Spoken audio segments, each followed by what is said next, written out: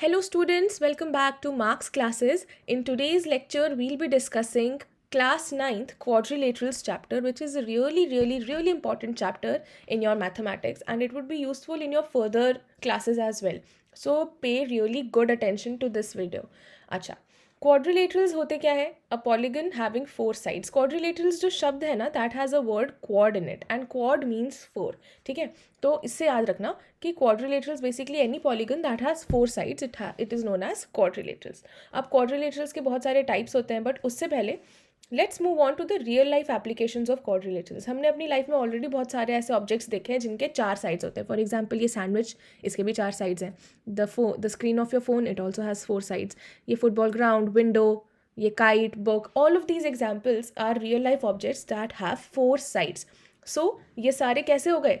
Quadrilaterals, right. ठीक है, अब देखो क्वाड्रिलेटरल्स के कुछ स्पेशल टाइप्स होते हैं जिनके बारे में हम इस चैप्टर में डेप्थ में पढ़ेंगे. एंड हो सकता है इनमें से कुछ क्वाड्रिलेटरल्स आप पहले से जानते हो, जैसे रेक्टेंगल, स्क्वायर, एंड कुछ हो सकता है आप अब जानो, like trapezium, kite, etcetera.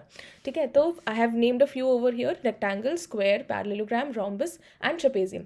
And in this chapter we'll be paying specific attention to parallelograms. हम इसके बारे में थ्योरम्स पढ़ेंगे एंड उनके क्वेश्चंस भी लगाएंगे. ठीक है, तो अब क्वाड्रिलेटरल्स की एक डेफिनेट फैमिली ट्री होती है जिसको समझना ना वेरी इंपॉर्टेंट हो जाता है, क्योंकि इससे ना बड़े true and false, assertion, reason type के क्वेश्चंस आते हैं.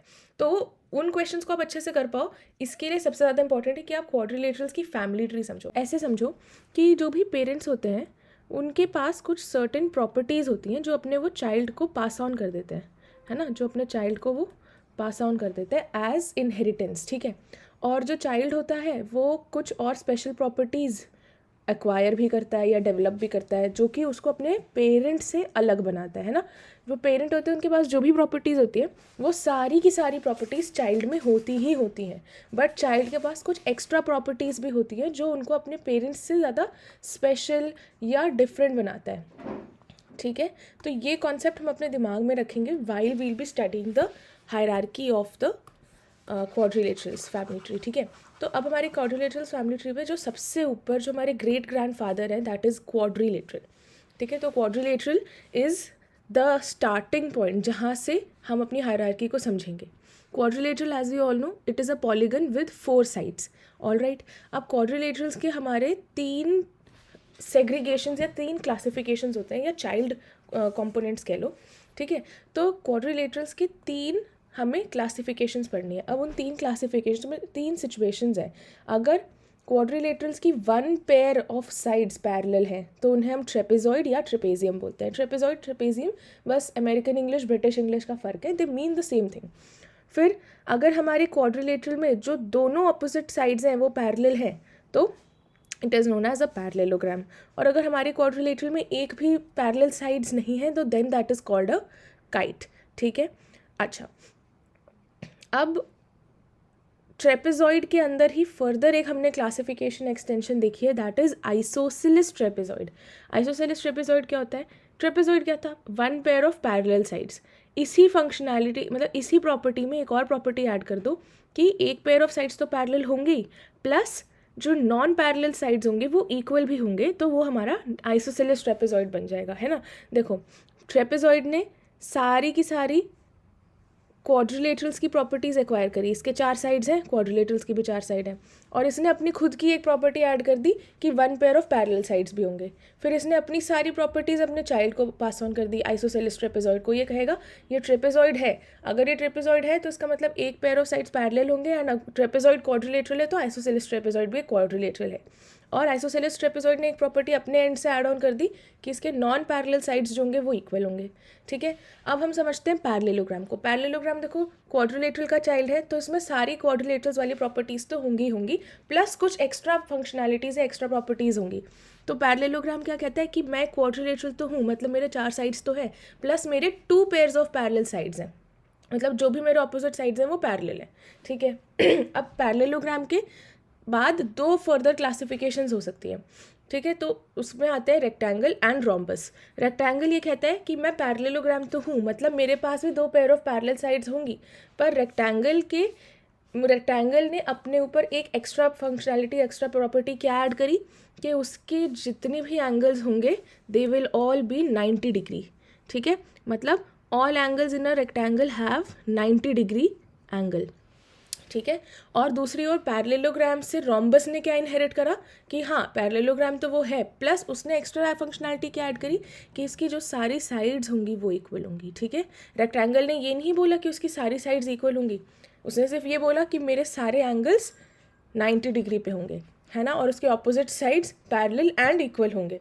लेकिन रोम्बस ने बोला कि एंगल्स पता नहीं लेकिन मेरे सारे साइड्स इक्वल होंगे, जैसे स्क्वायर के सारे साइड्स इक्वल होते हैं इसलिए. अब रेक्टेंगल और रोम्बस का चाइल्ड है स्क्वायर, तो स्क्वायर ने क्या किया, square was the perfectionist. He said that मैं रेक्टेंगल से भी प्रॉपर्टीज एक्वायर करूंगा और रोम्बस से भी प्रॉपर्टीज एक्वायर करूंगा. रेक्टेंगल से उसने क्या प्रॉपर्टी एक्वायर करी कि उसके सारे एंगल्स 90 डिग्री पे होंगे, और रोम्बस से क्या प्रॉपर्टी एक्वायर करी कि उसके सारे साइड्स इक्वल होंगे. ठीक है, so you see as we went as we went down in the family tree, we obtained more perfectionists and specialist quadrilaterals, है ना. हमने क्वाड्रिलेटरल्स में देखा कैसे कैसे प्रॉपर्टीज ऐड होती चली गई है.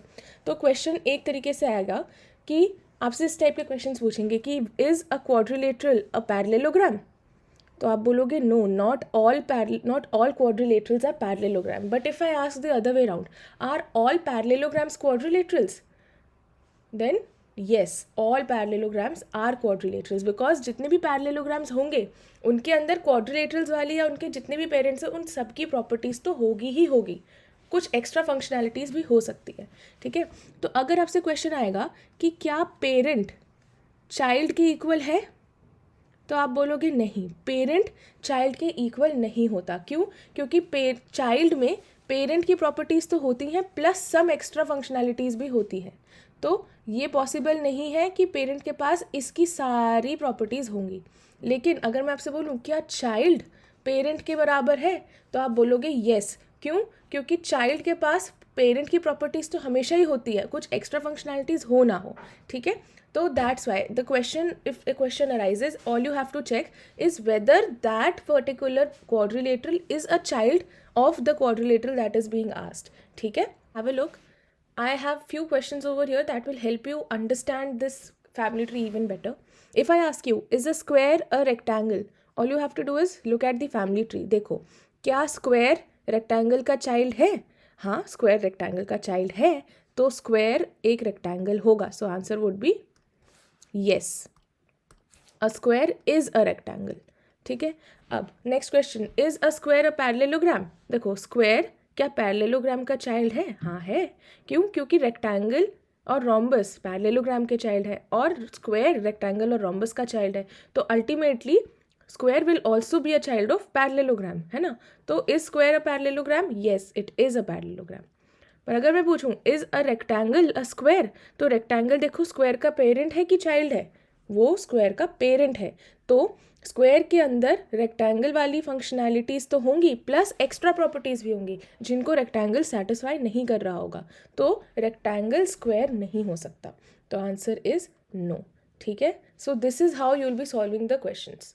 Okay, so that is it for this video, and I hope you have learned something new from this lecture, and if you did, please do like and share it with your friends so that they are also benefited from this video. Thank you guys. Bye bye.